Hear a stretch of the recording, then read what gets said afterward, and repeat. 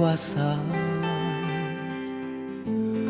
yang menjadikan segalanya.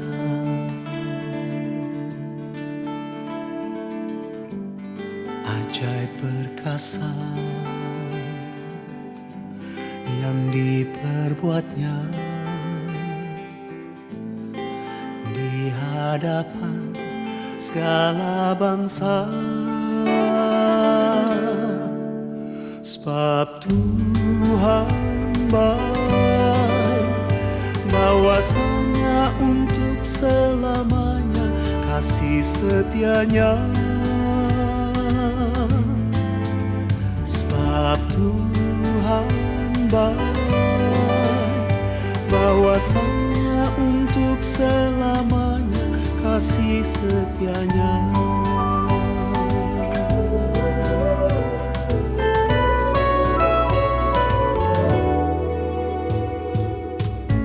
Syukur bagi Dia, Allah yang kuasa, yang menjadikan segalanya. Oh, ajaib perkasa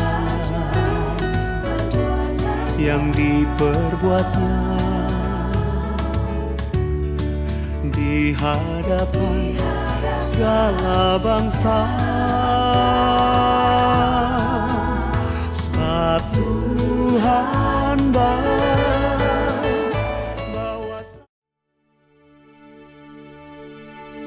Mazmur 91. Orang yang duduk dalam lindungan yang maha tinggi dan bermalam dalam naungan yang maha kuasa akan berkata kepada Tuhan, tempat perlindunganku dan kubu pertahananku, Allahku yang kupercayai. Sungguh, Dialah yang akan melepaskan engkau dari jerat penangkap burung, dari penyakit sampar yang busuk. Dengan kepaknya Ia akan menudungi engkau, di bawah sayapnya engkau akan berlindung. Kesetiaannya ialah perisai dan pagar tembok. Engkau tak usah takut terhadap kedahsyatan malam, terhadap panah yang terbang di waktu siang, terhadap penyakit sampar yang berjalan di dalam gelap, terhadap penyakit menular yang mengamuk di waktu petang. Walau 1.000 orang rebah di sisimu dan 10.000 di sebelah kananmu, tetapi itu tidak akan menimpamu. Engkau hanya menontonnya dengan matamu sendiri dan melihat pembalasan terhadap orang-orang fasik. Sebab Tuhan ialah tempat perlindunganmu, yang maha tinggi telah kau buat tempat perteduhanmu. Malapetaka tidak akan menimpa kamu, dan tulah tidak akan mendekat kepada kemahmu. Sebab malaikat-malaikatnya akan diperintahkannya kepadamu untuk menjaga engkau di segala jalanmu. Mereka akan menatang engkau di atas tangannya, supaya kakimu jangan terantuk kepada batu. Singa dan ular tedung akan kau langkahi. Engkau akan menginjak anak singa dan ular naga. Sungguh, hatinya melekat kepadaku, maka aku akan meluputkannya. Aku akan membentenginya, sebab ia mengenal namaku.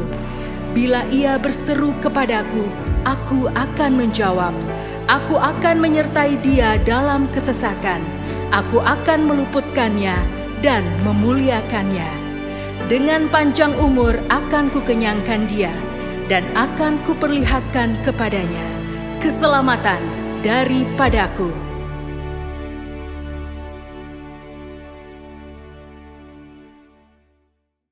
Shalom, saya berdoa kita semua terus dalam perlindungan dan penyertaan Tuhan.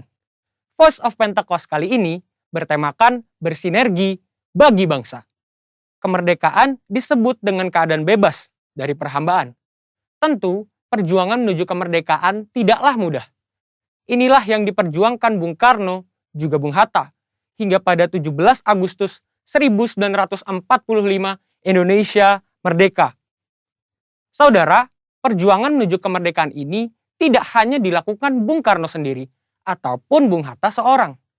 perjuangan ini melibatkan seluruh aspek dan golongan dari Indonesia, termasuk umat Tuhan. Sebut saja beberapa nama, seperti Martha Christina Tiahahu, Agustinus Adi Sucipto, Herman Johannes, dan masih banyak yang lain. Ini membuktikan bahwa umat Tuhan tidak berleha-leha, melainkan ikut berjuang dalam merebut dan mempertahankan kemerdekaan. Lalu bagaimana dengan kita? Peran apa yang mampu kita tempuh demi mengisi kemerdekaan saat ini? Salah satu jawaban atas pertanyaan tersebut adalah dengan bersinergi dengan pemerintah. Sinergi berasal dari bahasa Yunani, sinergos, yang berarti rekan sekerja.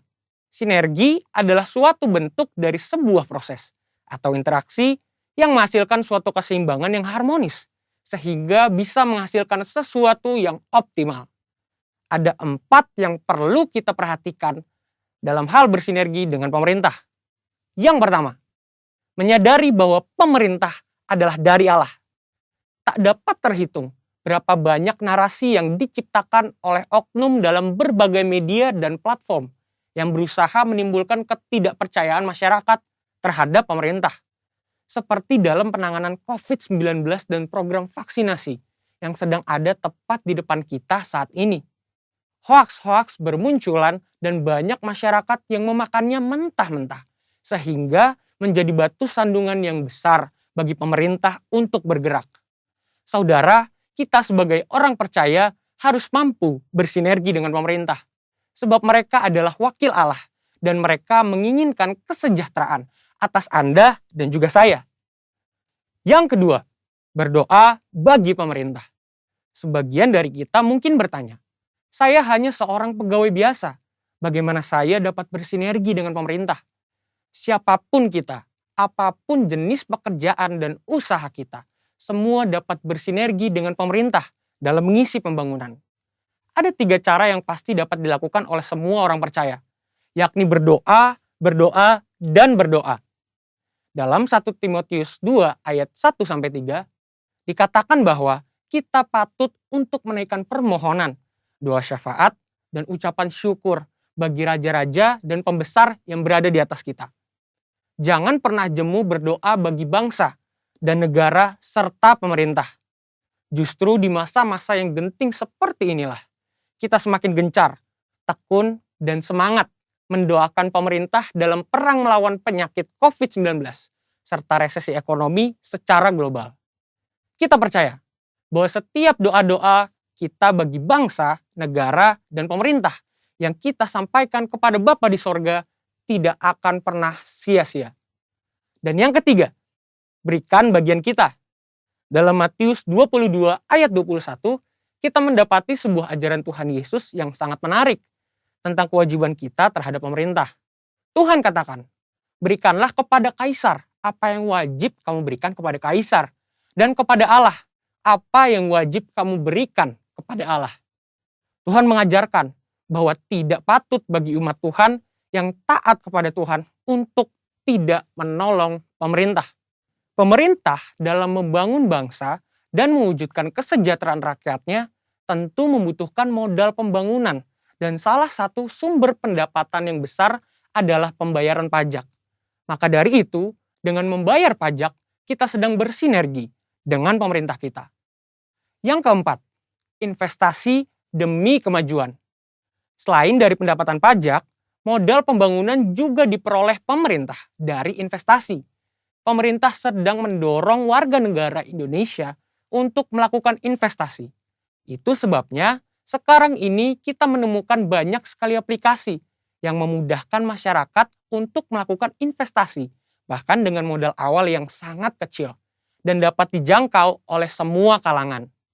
Melalui investasi, kita turut serta membiayai pembangunan di sektor infrastruktur dan industri lainnya. Demikian investasi dapat dilakukan dengan sederhana, namun memiliki dampak yang sangat luas. Demikian saudara, bagian kita dalam mengisi kemerdekaan bukan lagi dengan bersusah payah melawan penjajah, tetapi dengan sinergi yang baik antar kita dan pemerintah. Saudara, untuk penjelasan lebih lengkapnya dari tim teologi kami, silakan buka link yang ada di atas atau scan QR Code yang tersedia. Salam integritas, Tuhan Yesus memberkati. Shalom Bapak Ibu Saudara. Mari dimanapun Bapak Ibu Saudara berada saat ini, kita mau memuji Allah yang perkasa. Yesus Tuhan Allah yang perkasa, segala kuasa di tangannya. Dia Tuhan segala Tuhan, Dia Raja segala Raja, kuasanya tetap sama. Yesus Tuhan Allah yang berkuasa, dulu sekarang dan selamanya. Dia Tuhan segala Tuhan, Dia Raja segala Raja, kuasanya tetap sama. Puji Kau Tuhan dengan kekuatan-Mu, kuasa-Mu nyata dalam hidup ini. Ku sembah Kau Tuhan, baik siang dan malam. Ajaiblah Kau Yesus. Mari di rumah-rumah bersama katakan,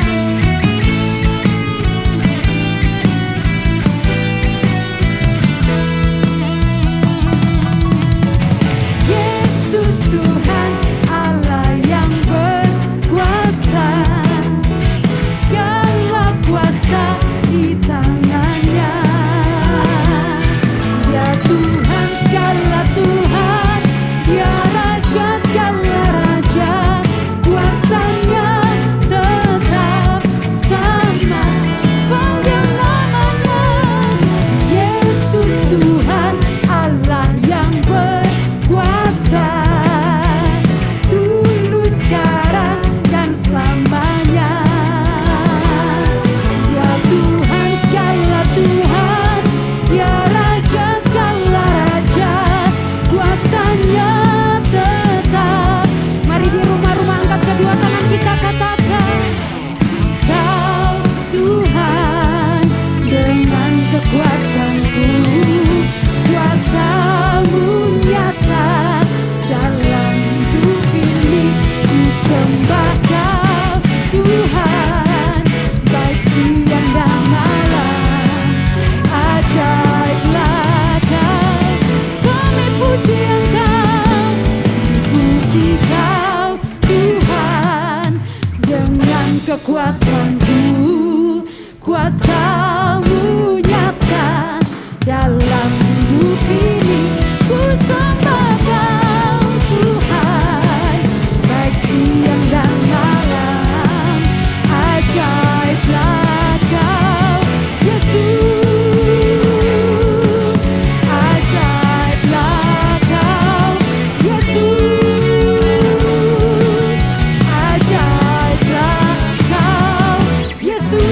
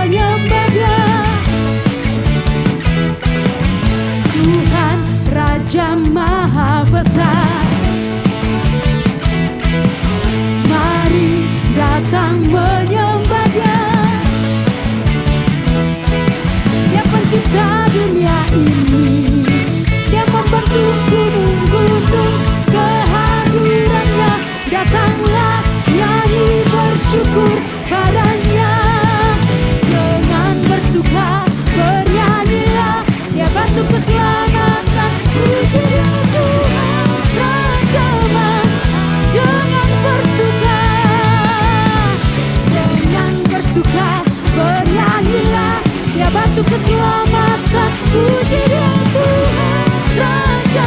Di rumah-rumah katakan dengan bersuka, dengan bersuka bernyanyilah.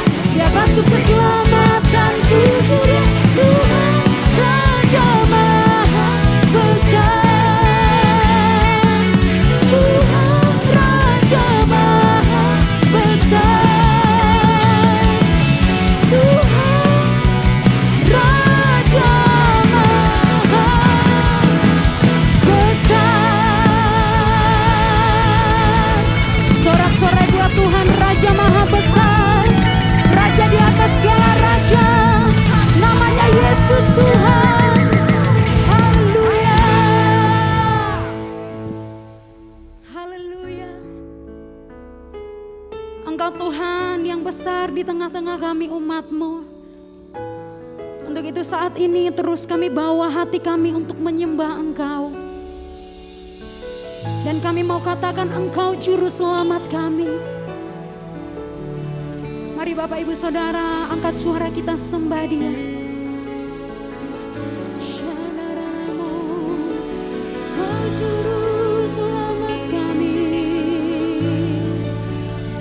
Selamanya.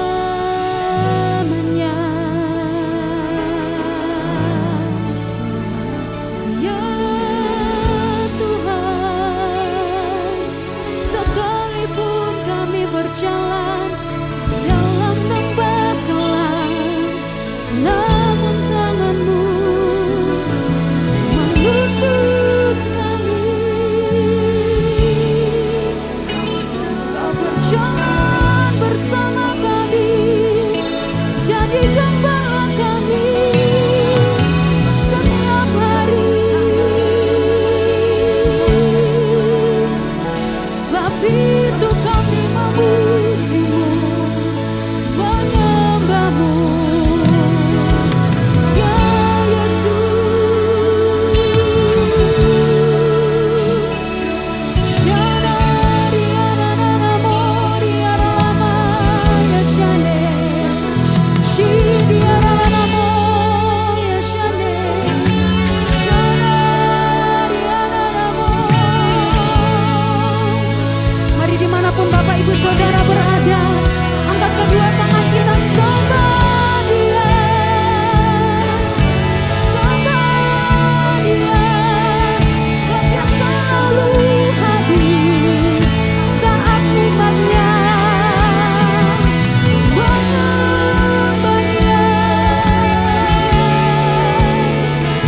Shanaralanamo, riyalalamo. Shanaralanamo.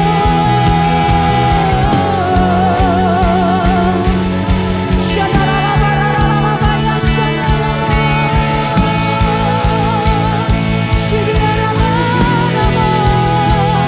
Dan kami katakan Engkau Yesus juru selamat kami, dulu sekarang sampai selama-lamanya.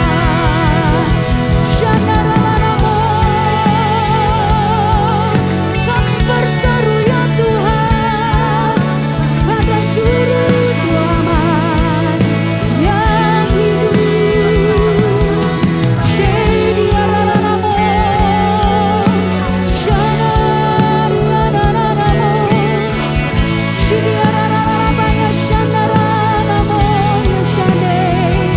Kidiyaralalamo, riyaralabaya, shandaranamo. Shediyaralalamo.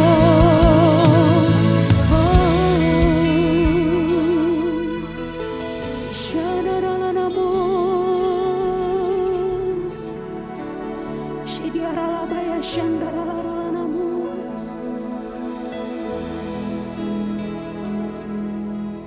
Walau ku harus berjalan dalam lembah kekelaman, perlindungan-Mu oh Tuhan nyatalah bagi hidupku. Tiada pernah sedetik pun, tiada pernah kau tinggalkan. Sungguh mulia dan sempurna, hanya kau layak disembah.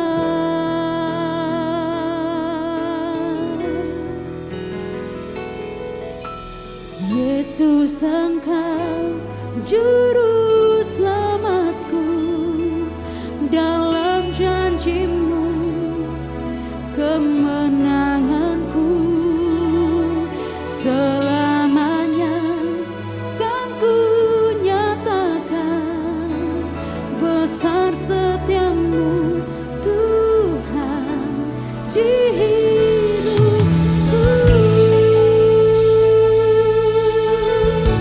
Mari bersama katakan, walau ku harus berjalan dalam lembah kegelapan, perlindungan-Mu, oh Tuhan, nyatalah bagi hidupku. Tiada pernah sedetik pun, tiada pernah kau tinggalkan.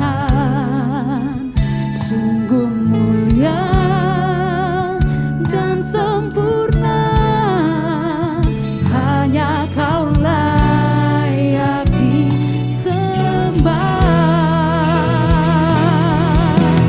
Yesus, Engkau juru selamatku, dalam janji-Mu kemenanganku selamanya kan ku nyatakan.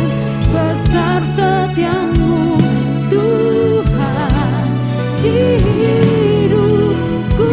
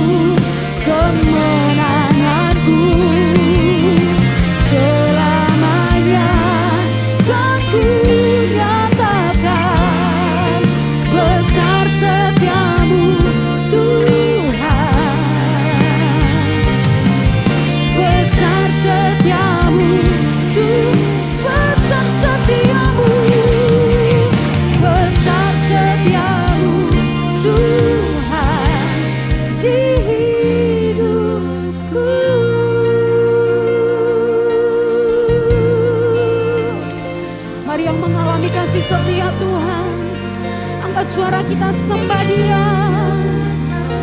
Besar setiamu, ya Tuhan. Sebab itu kami angkat tangan kami menyembah-Mu, Yesus. Shandarararabo, shararabarararaba ya shandarararabo. Kasih setiamu ya Tuhan tak pernah tergantikan, tak pernah tergantikan oleh apapun, Yesus. Shandararararabo, riarararaba ya shandarararabo. Shidiarararabo ya shande, yarariarabo. Shandararararabarararabarararaba ya shi. Mari Bapak Ibu Saudara bangkitkan iman kita, sembah Dia dengan percaya. Sebab Dia satu-satunya juru selamat, Dia satu-satunya Tuhan yang tak dapat tergantikan oleh apapun juga. Jadi arararamo, arararamo, shandararararabarararabarararaba ya shandararararamo. Shandarararamo, riararararamo, shiriarararamo. Shandarararama ya shanamo. Engkau hadir dalam hidup kami, Kau hadir ya Tuhan setiap waktu, setiap hari. Sebab itu kami angkat tangan kami berserah. Kau hadir di setiap langkahku, ku aman di dalam hadirat-Mu. Kau buktikan Engkau setia.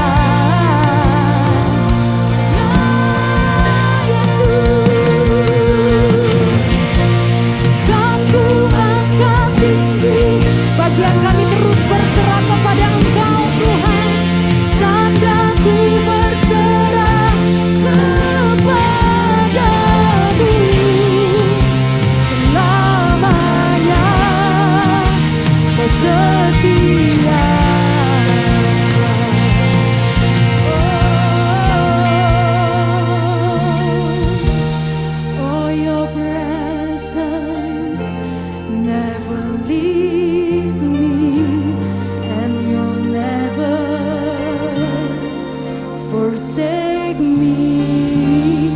Oh, your presence never leaves me, and you'll never forsake me. Oh, your presence never leaves me, and you'll never forsake me. Oh, your presence never leaves me, and you'll never forsake me. Oh, your presence never leaves me, and you'll never forsake me. Oh, your presence never leaves me, and you'll never forsake me.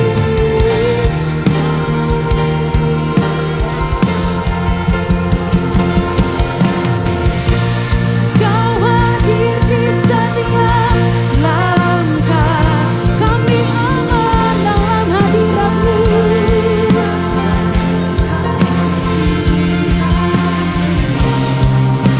Kau buktikan Kau setia. Kami angkat tangan kami kepadamu. Kan ku angkat tinggi tanganku, tanda ku berserah kepadamu. Selamanya Kau setia. Oh, your presence, Lord. Oh, your presence never leaves me, and you'll never forsake me. Oh, your presence never leaves me, and you'll never forsake me. Oh, your presence never leaves me, and you'll never forsake me. Oh, your presence never leaves me, and you'll never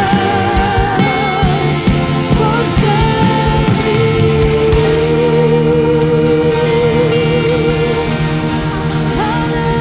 Haleluya, hadirat-Mu selalu bersama kami, ya Tuhan.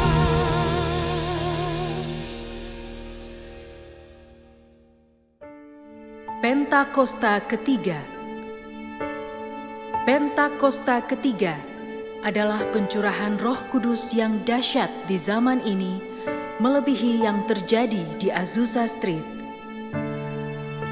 Pentakosta ketiga akan mengakibatkan penuaian jiwa yang terbesar dan yang terakhir sebelum Tuhan Yesus datang kembali.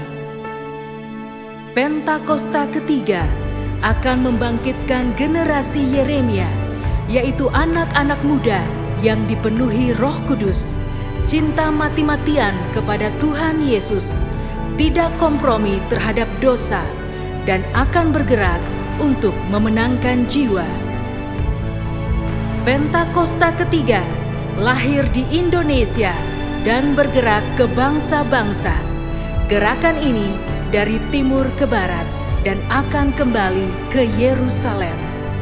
Pentakosta ketiga akan memberikan kuasa untuk menyelesaikan amanat agung, dan setelah itu Tuhan Yesus datang kembali.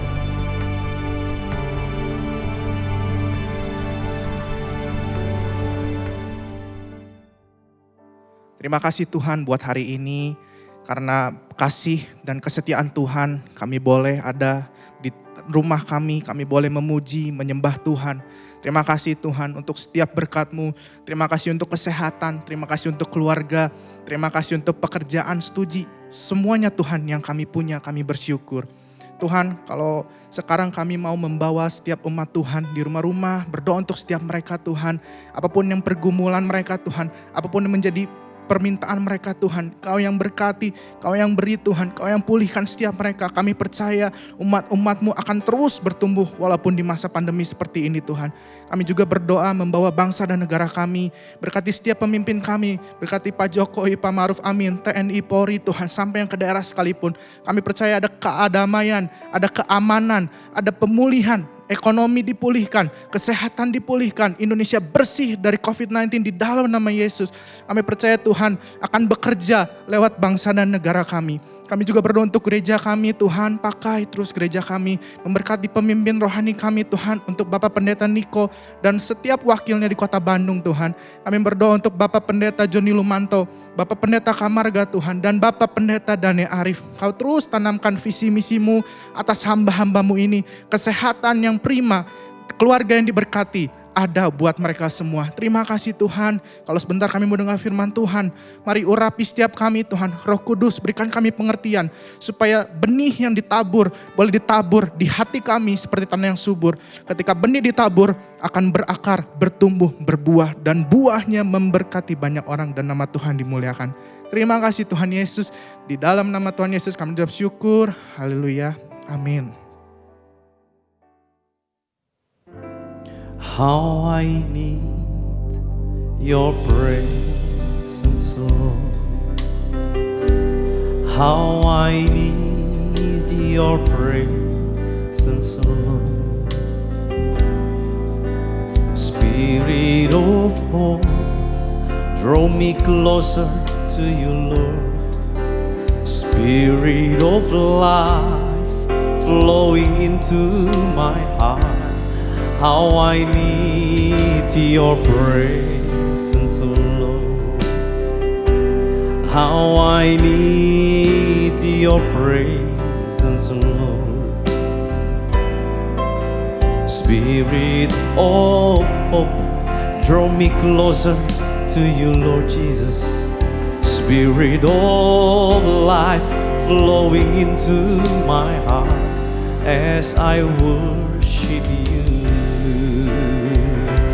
Oh, how I need your presence, Lord. Amen. How I need your presence, Lord. Spirit of hope, draw me closer to you, Lord. Spirit of life, flowing into my heart. How I need your presence, Lord. How I need your presence, Lord. Spirit of hope, draw me closer to you, Lord Jesus. Spirit of life, flowing into my heart as I worship you. As I worship you.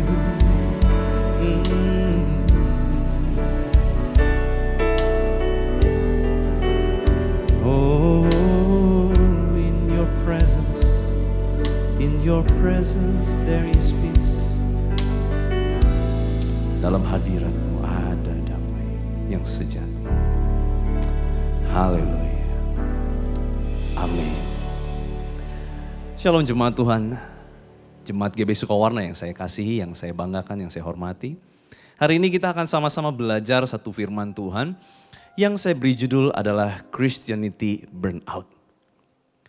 Rasa lelah yang sedang terjadi bagi umat Tuhan hari-hari ini. Mungkin kita sedang mengalami yang namanya burnout, lelah. Kenapa? Karena pandemi berkepanjangan, masalah terus datang. Belum satu selesai datang masalah lain. Masalah kesehatan belum selesai, masalah ekonomi datang. Rasanya kita merasa burnout, kita merasa lelah Tuhan. Kayaknya udah gak tahu apa yang harus kita kerjakan. Nah mungkin kalau saudara ngalami masa-masa sulit seperti ini dan kau merasa burnout, merasa lelah. Saudara, hari ini Tuhan akan mengajar kita dan memberikan kita kelegaan. Bagaimana kita bisa mengatasi rasa kelelahan itu. 1 Raja-Raja pasal 19 ayat 1 sampai ke 4. Ketika Ahab memberitahukan kepada Isabel, Ahab adalah raja Israel pada saat itu, Isabel adalah istrinya. Segala yang dilakukan Elia, nabi Tuhan, dan perihal Elia membunuh semua nabi itu dengan pedang.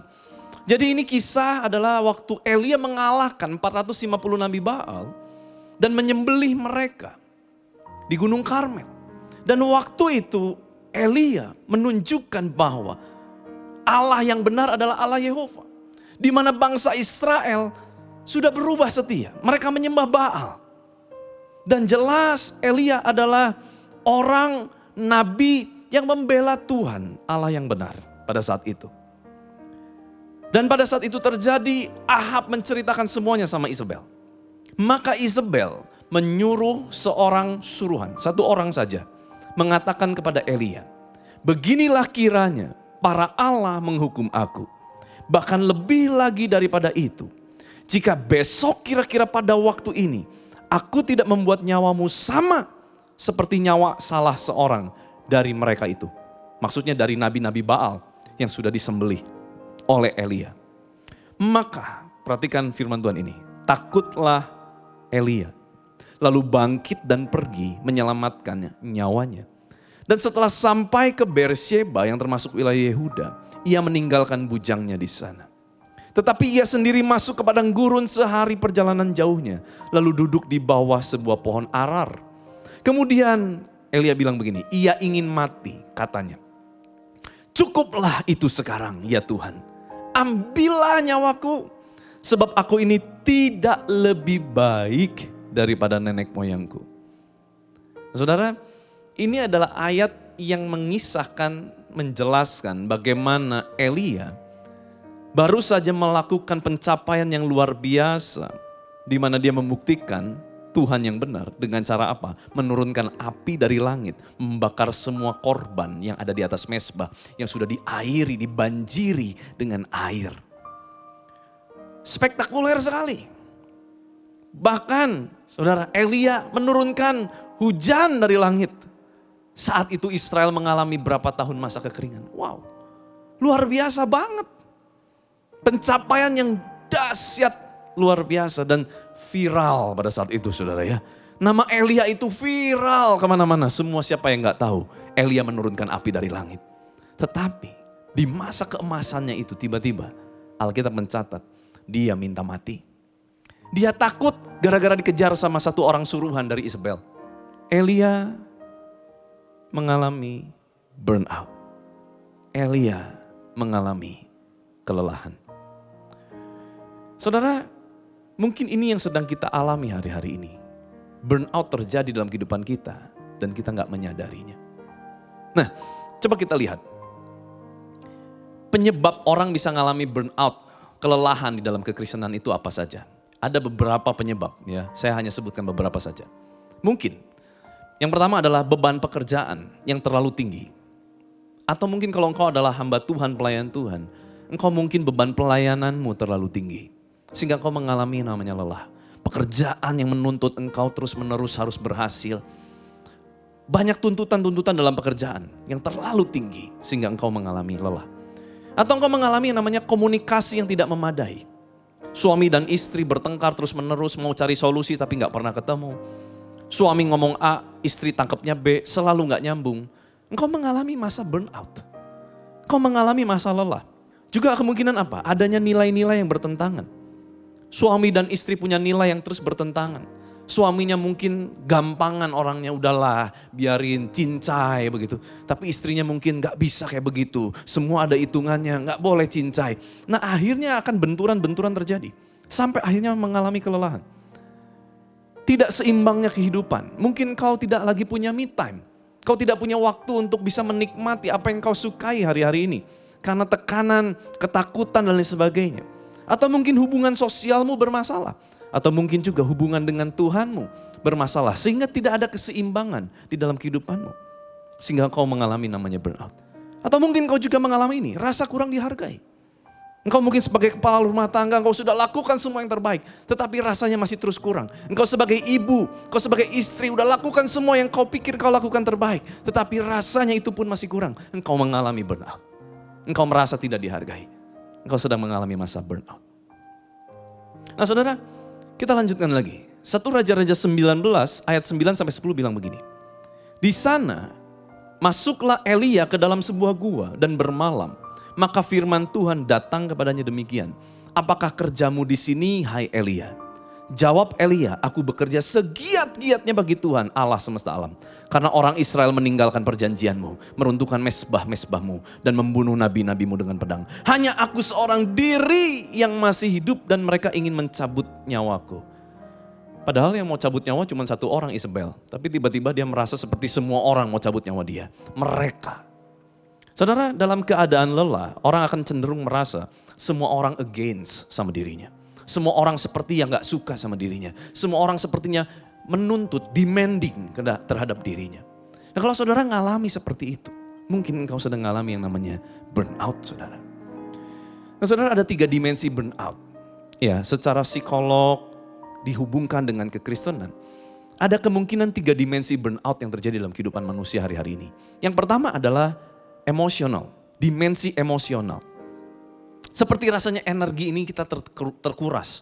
Ya, terus rasanya terkuras. Nah saudara, gimana cara mengatasi ini? Kita perlu melakukan yang namanya timbangan, saudara. Timbangan apa? Begini, saudara perlu bikin namanya skala. -1 sampai -5 dan +1 sampai +5. Gampang, caranya begini. Saudara mulai bikin list apa saja yang kau kerjakan selama 1 minggu atau selama 1 hari. Misalkan pekerjaan-pekerjaan kau lakukan dari engkau pagi hari mungkin beres-beres rumah, bekerja ke kantor dan lain sebagainya. Tulis list-list itu. Dan engkau mulai bikin skala. Mana yang membuat engkau menjadi terkuras energimu. Nah engkau beri minus. Kalau memang terkurasnya sedikit engkau beri -1. Kalau terkurasnya banyak kau beri -5. Makin banyak makin besar angka minusnya. Contoh ya saya misalkan saya saudara. Oh waktu saya mulai terus hidupnya banyak melayani orang, terutama mengusir orang, mengusir setan di dalam orang yang kerasukan dan sebagainya. Mungkin itu lelah, -3, -4 begitu. Bertengkar dengan istri gak pernah ada solusi, itu mungkin minusnya 5 begitu. Nah itu saya tulis, saya catat minusnya. Lalu saya mulai tulis plusnya apa. Oh waktu saya duduk diam di hadirat Tuhan, nikmati Tuhan sambil dengar musik instrumen, baca firman, itu +5. Nah saya mulai tulis +5. Nah saya mulai jumlahkan plus sama minus saya, kegiatan sehari-hari saya. Apa hasil akhirnya? Kira-kira banyak plusnya, banyak minusnya. Kalau hasilnya minus, nah saudara, sudah pasti saudara akan secara emosi, engkau akan mengalami burnout. Cirinya apa? Engkau mengalami burnout dimensi secara emosi. Engkau akan mulai mudah meledak, amarahmu tinggi. Engkau mudah untuk terpacu amarahmu. Engkau mulai marah-marah gak jelas. Anak menjadi sasaran, istri suami menjadi sasaran. Rasanya ada sesuatu yang belum keluar begitu. Engkau mengalami burnout. Emosimu tidak bisa terkendali. Nah dimensi yang kedua adalah depersonalization.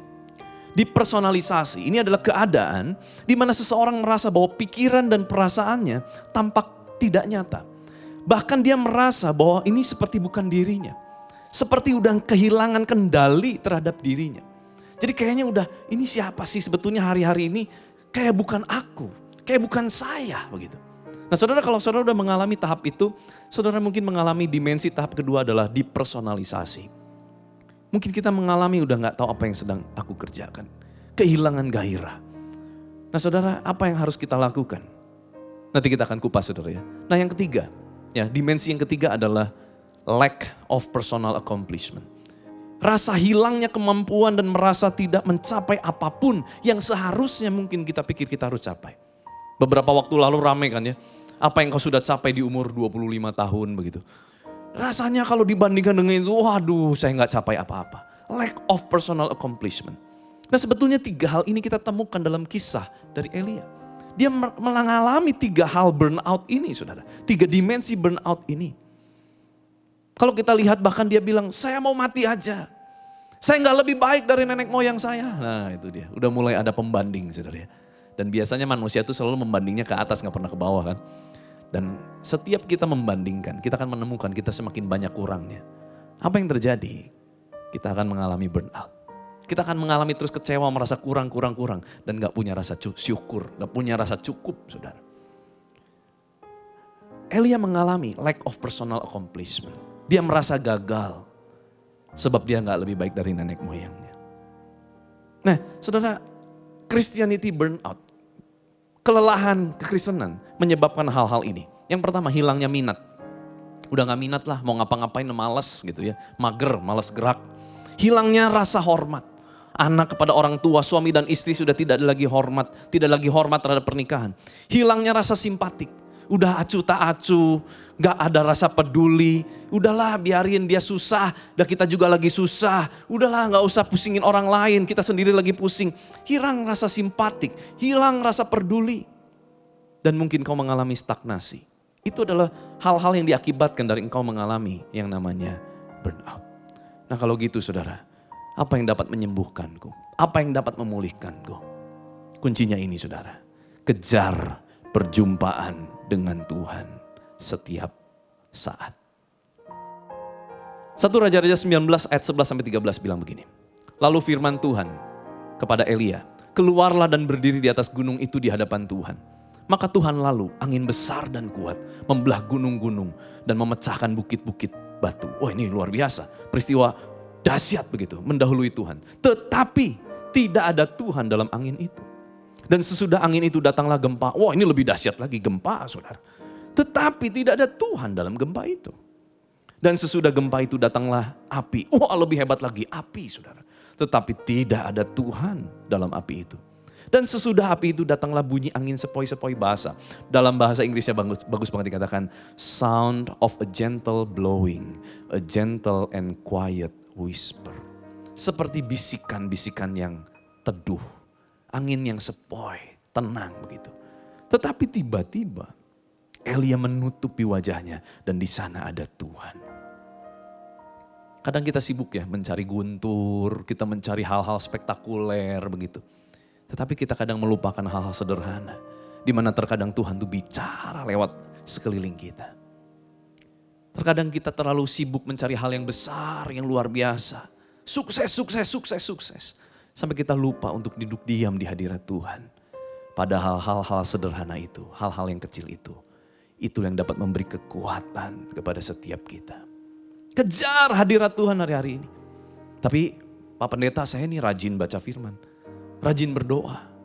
Pertanyaan saya, hari-hari ini kita rajin baca Alkitab, kita rajin berdoa. Apakah kita menemukan Tuhan waktu kita baca firman?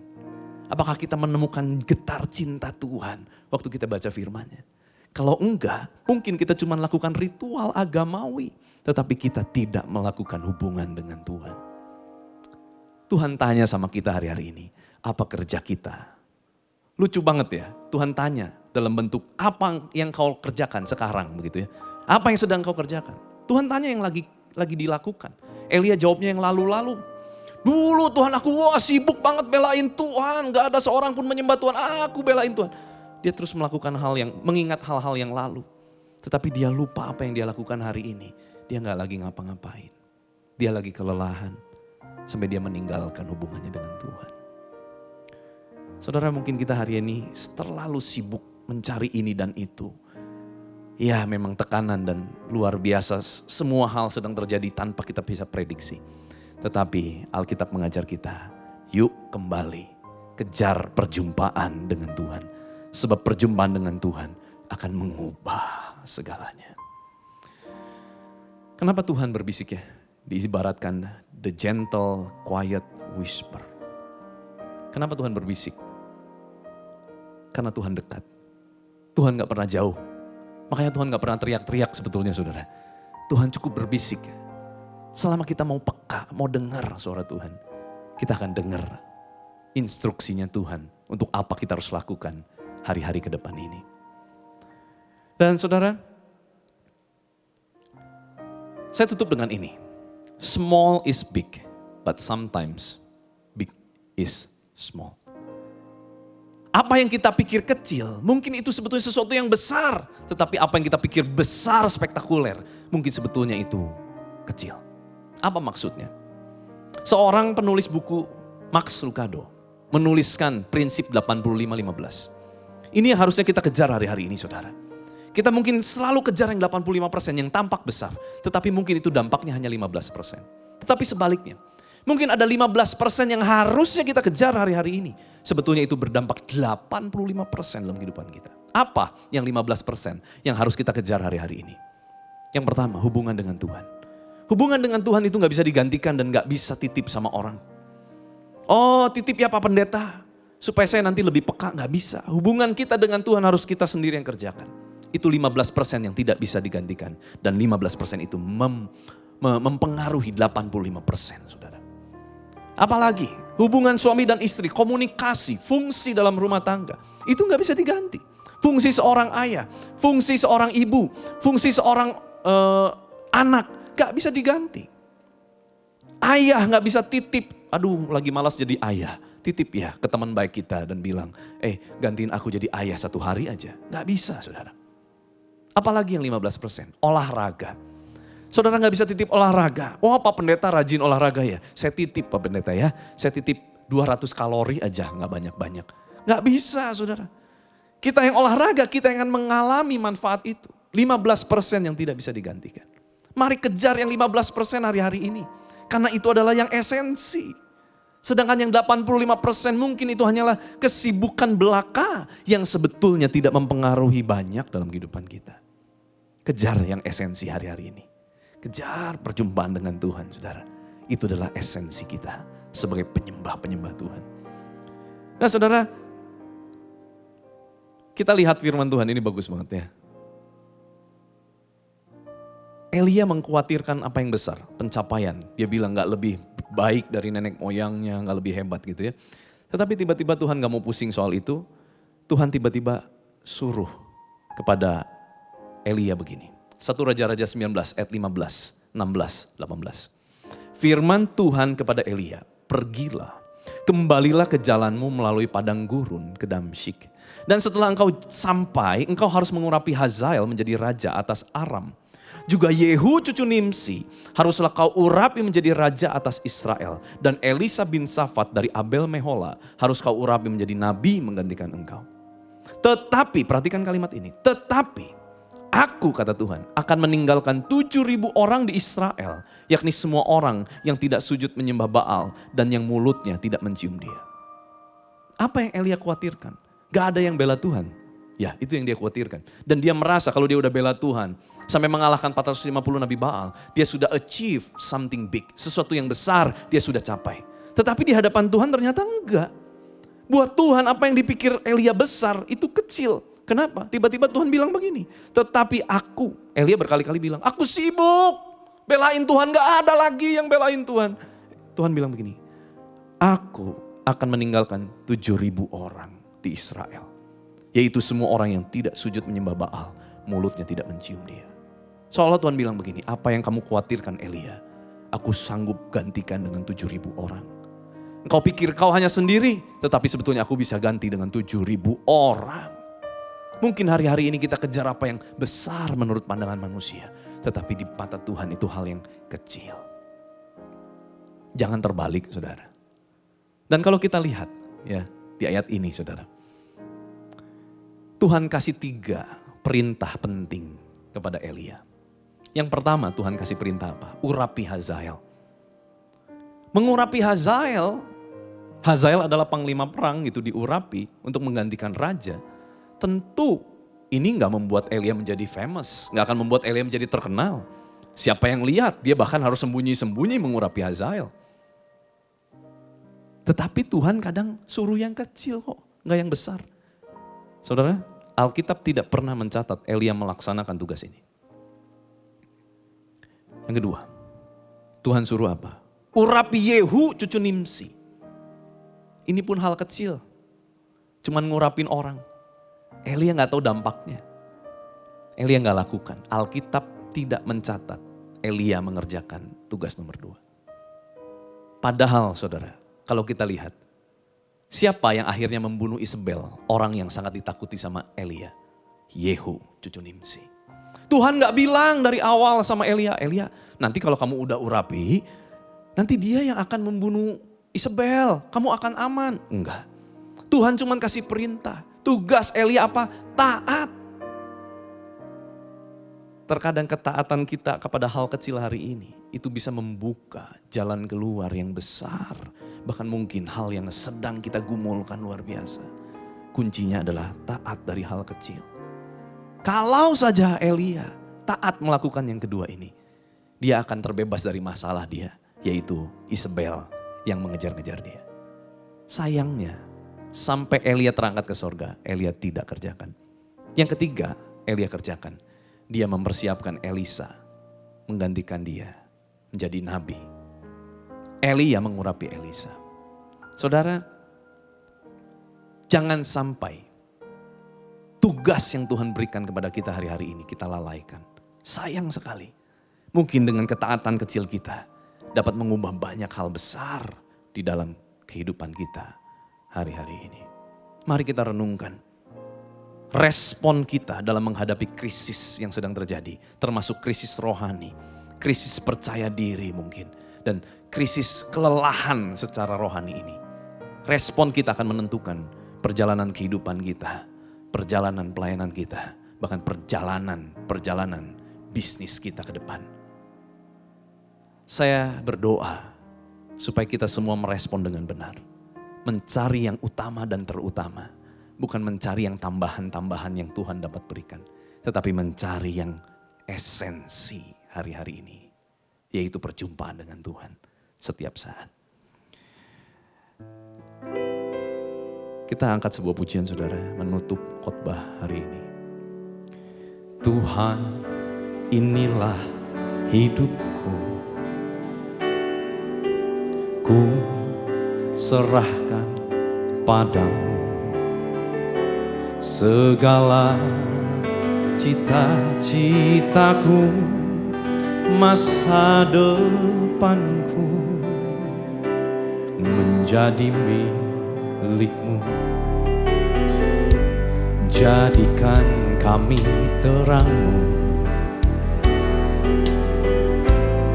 di tengah kegelapan dunia, membawa bangsa-bangsa kepadamu.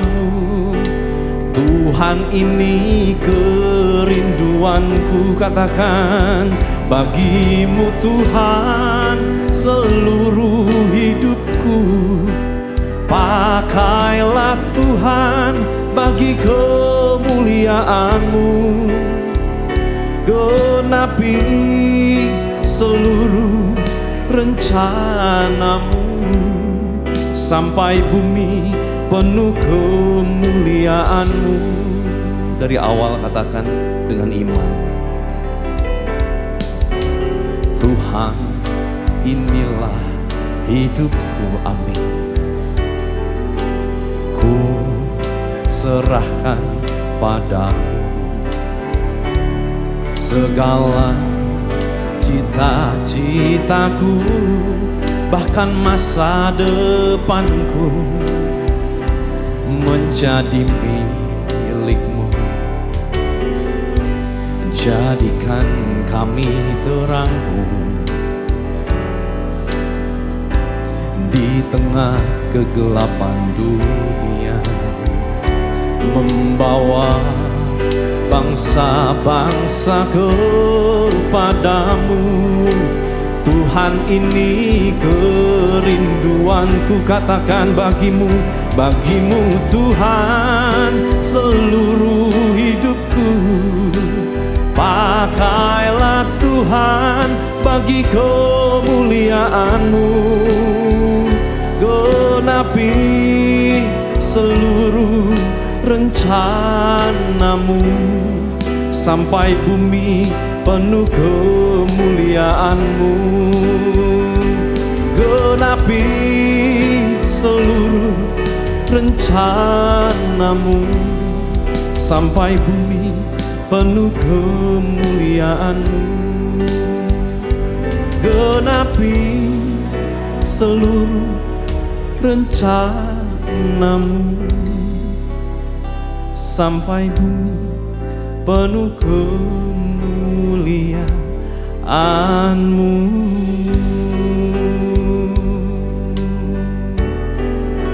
Shandaya Rabaya So,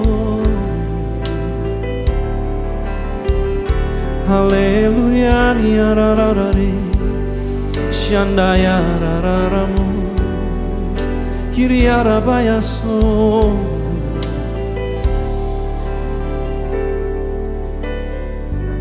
Tuhan, Kau lihat setiap tangan yang terangkat, setiap hati-hati yang dibawa kepadamu Tuhan. Biar saat ini Kau yang menjamah setiap umat-Mu.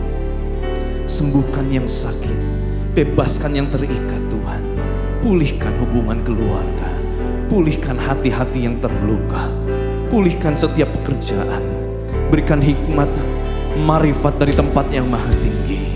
Memampukan kami berjalan di dalam rencana-Mu Tuhan, setiap detik dalam hidup kami. Dan penuhi kami Tuhan dengan anugerah-Mu, penuhi kami dengan kasih karunia-Mu Tuhan, supaya kami dimampukan berjalan, berlari di dalam panggilan-Mu, dan melakukan apa yang menjadi kehendak-Mu. Biar pengurapan-Mu terus penuh atas setiap kami.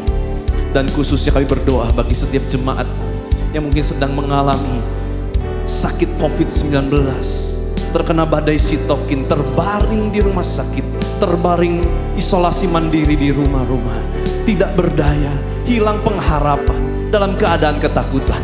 Biar saat ini Tuhan, kuasa bilur darah Yesus menjamah setiap umat-Mu di dalam nama Yesus. Ada kuasa kebangkitan Kristus, ada kuasa kehidupan Kristus menjamah setiap umat-Mu.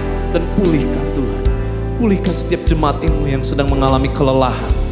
Mereka mengalami kelelahan rohani, kelelahan secara fisik, lelah dengan pandemi yang berlarut-larut. Tapi Tuhan, Kau yang memberikan kekuatan saat ini. Kau yang menjamah Tuhan dengan kuasa-Mu.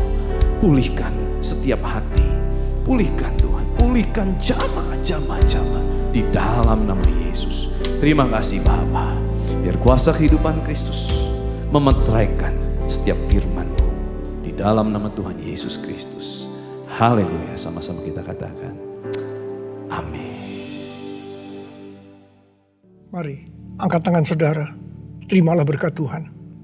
Kasih karunia yang berlimpah-limpah daripada Allah Bapa dalam Anak yang tunggal Yesus Kristus. Persekutuan yang manis dengan Roh Kudus menyertai saudara sekalian mulai hari ini sampai Tuhan Yesus datang menjemput kita di awan-awan dan bahkan sampai selama-lamanya. Yang percaya bersama-sama katakan amin.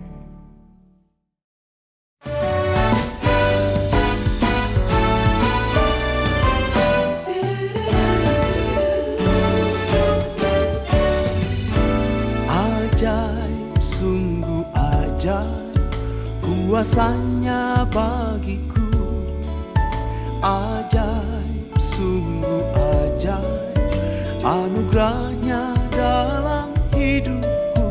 Ajaib, sungguh ajaib kasih Yesus bagiku. Betapa heran ku menyaksikan perbuatannya yang ajaib. Setiap hari ku menikmati berkat yang